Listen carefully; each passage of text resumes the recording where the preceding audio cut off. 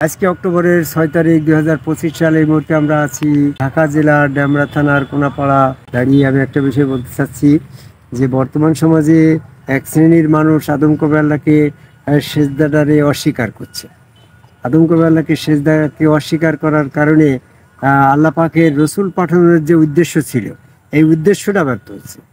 কারণ রসুলের প্রয়োজন ছিল এই জন্য যে আল্লাহ পাক সমস্ত সৃষ্টি ফাইল ক্লোজ করে দিয়ে তার প্রতিনিধি এর মাধ্যমে সেজদা দিয়ে আল্লাহ পাকের প্রতিনিধির মাধ্যমে স্বীকারোক্তিকে প্রতিষ্ঠিত করার জন্যই কিন্তু আল্লাহ পাক এই মানব সৃষ্টি করলে এবং মানব সৃষ্টির মাধ্যমেই রসুল পাঠিয়ে মানুষকে সেই রসুলের হাত আল্লাহর হাত, রসুলের পা আল্লাহর পা, রসুল স্রোতের চেহারার ভিতরে স্বয়ং আল্লাহ বিশ্বাস করে যারা সেজদা করবে তাদেরকেই আল্লাহ জান্নাতে দিবে।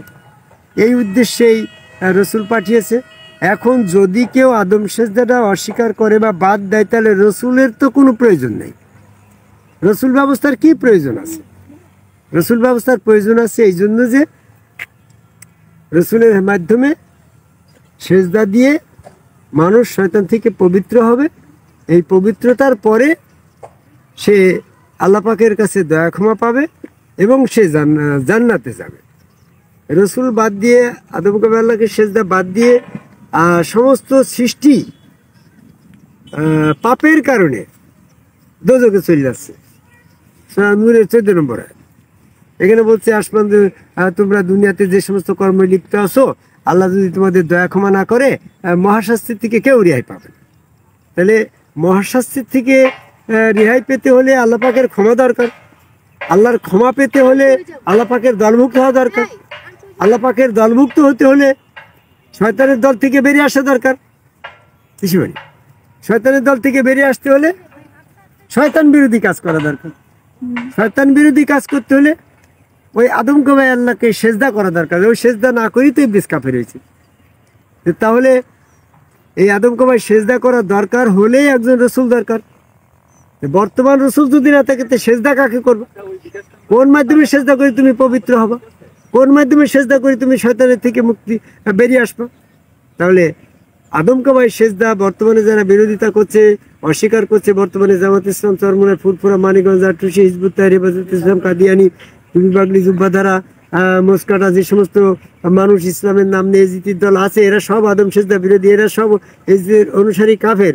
এই কাফেরগুলা আজকে আদম সেজদা বিরোধিতা করার কারণে, বাদ দেওয়ার কারণে রসুল পাঠানোর যে উদ্দেশ্য ছিল সেই উদ্দেশ্যটাই ব্যর্থ হচ্ছে। রসুল পাঠানোর উদ্দেশ্যটাই তো একমাত্র শয়তান থেকে শয়তানের প্রতিপক্ষ হওয়া। সৃষ্টি এবং স্রষ্টার মাঝে যদি শয়তান না থাকতো তাহলে রসুল ছাড়াই চলতো। সৃষ্টি স্রষ্টার মাঝে শয়তান আছে বিদায় who is the Allah, who is the ইবলিস এটা নির্ণয় করার জন্য রসুলের দরকার। আর সেই রসুলের কাছে গিয়ে যখন সেজদা দিয়ে শয়তান থেকে সেপারেট হওয়া যায়, এই বর্তমান সেজদাকে যদি বাদ দেওয়া হয় তাহলে রসুল ব্যবস্থাটা নিষ্ক্রিয় হয়ে যায়। রসুলের পাঠানোর উদ্দেশ্যটাই ব্যর্থ হয়। তাহলে বর্তমানে আমি যারা মনে করি যে আমাদেরকে আদম সেজদার এই জন্য দরকার যে রসুল আমাদের এই জন্য দরকার যে রসুলের হাত আল্লাহর হাত, রসুলের পা আল্লাহর পা, রসুল স্রোতের ভিতরে আল্লাহর স্বয়ং বিশ্বাস করে সেখানে সেজদা ভক্তি দিয়ে শয়তান থেকে পবিত্র হওয়াটাই হচ্ছে মূল উদ্দেশ্য। এই জন্য আল্লাহ পাক সেদিনকে ইমান পরীক্ষা করার সময় সূরা কালামের 42-43 নম্বর আয়াতে বলছে আল্লাহ পাকের পা উন্মোচন করে ওই আদম সেজদাটাই পরীক্ষা করা হবে। যে বর্তমানে যে আদম সেজদা যারা করবে তারা সেদিন জান্নাতে যাবে, আর আদম সেজদা যারা করবে না তারা দোজখে যাবে। তো এখন আদম সেজদা করার দরকার হয়ে প্রয়োজন আছে, তাই তো আমার রসুল দরকার। তা রসুল ব্যবস্থাকে বর্তমান রাখার দরকার হচ্ছে আদম সেজদার উদ্দেশ্যে।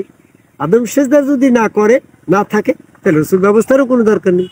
তাহলে বর্তমানে যারা আদম কবীর আল্লাহকে সেজদার বিরোধিতা করছে ইসলামের ভিতরে তারা রসুলের উপস্থিতিকেই ব্যর্থ করছে, রসুল পাঠানোর যে উদ্দেশ্যটাই ব্যর্থ করছে। তাহলে আমরা রসুল পাঠানো আদম কবীর আল্লাহকে সেজদার মাধ্যমে রসুল ব্যবস্থাকে পুনঃপ্রতিষ্ঠা করে রসুলের উদ্দেশ্য বাস্তবায়ন করা আহ্বান করে আমার কথা শেষ করে যাইব।